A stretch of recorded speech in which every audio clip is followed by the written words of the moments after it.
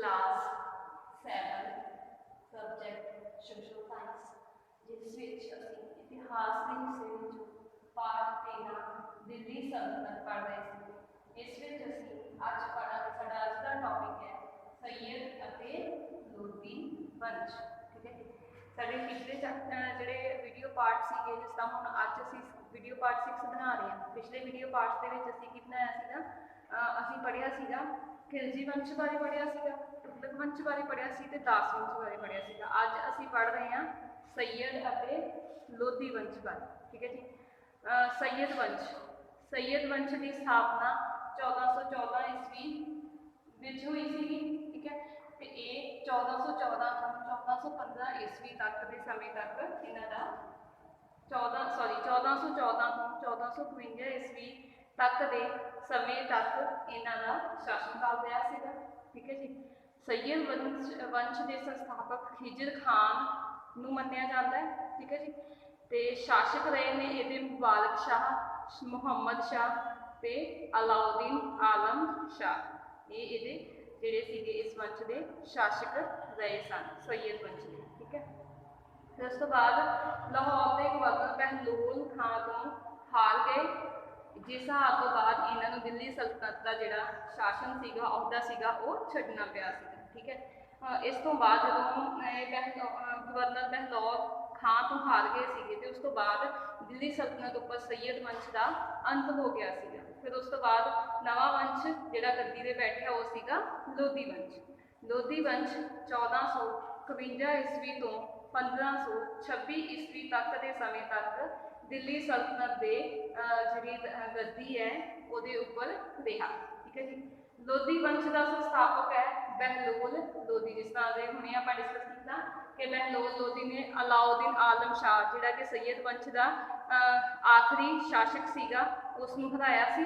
ठीक है, तो उस तो बाद दिल्ली सल्तनत उपर लोधी वंश की अधिकार हो गया सी, लोधी वंश का संस्थापक इसलिए बहलोल लोधी नूं मन्निया जाता है। ठीक है, वो एक चंगा राजा सीगा, उसने शांति ते कानूनी व्यवस्था बनाई सीगी ते उसकी मौत 1488 ईस्वी विच हो गई सीगी। ठीक है, तो 1452 ईस्वी विच उसने शासन शुरू किया, 1488 ईस्वी विच उसकी मौत हो गई सीगी। उसकी मौत तो बाद उसका पुत्र सिकंदर लोधी गद्दी ते बैठा।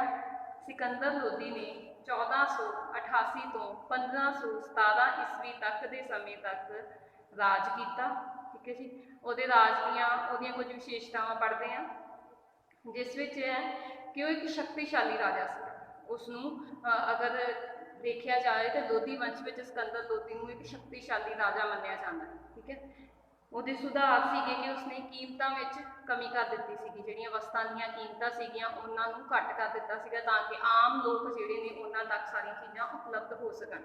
लोक भलाई कारज, ठीक है, लोक भलाई कारज लोगों की भलाई के लिए उसने बहुत सारे कारज किए, सलावां सड़क ये सब चीज़ों का प्रबंध कराया ताकि लोगों का जीवन आसान हो सके। 1530 ईस्वी में आगरा शहर की स्थापना उसने 1530 ईस्वी में आगरा शहर की स्थापना की। इसकी स्थापना तो बाद उसने आगरा नहीं अपनी राजधानी बनाया सीगा। ठीक है जी, तो उसकी मौत हो गई सी 1517 ईस्वी। सो सिकंदर लोधी का समा है 1488 तो 1517 ईस्वी तक। ठीक है, सिकंदर लोधी की मौत तो बाद उसका पुत्र इब्राहिम लोधी 1517 ईस्वी में दिल्ली सल्तनत के तखत पर बैठा सीगा। ठीक है, उसने 1517 तो 1526 ईस्वी तक के समय तक शासन किया। ठीक है, हम इस बारे पढ़ते हैं असीं कि उसने अमीरां ते काबू पाउण दा यत्न किया सी।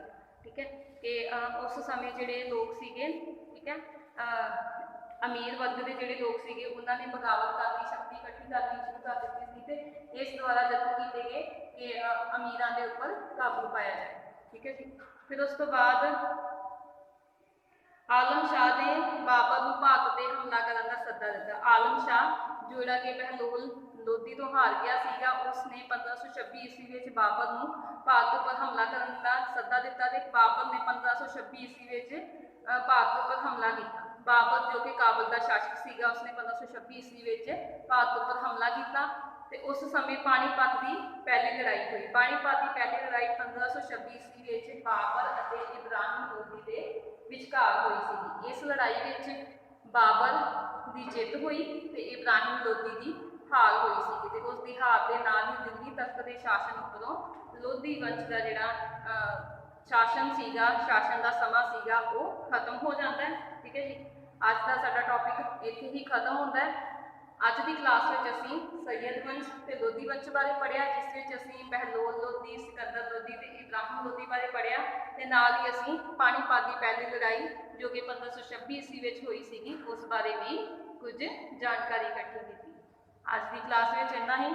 Thank you very much.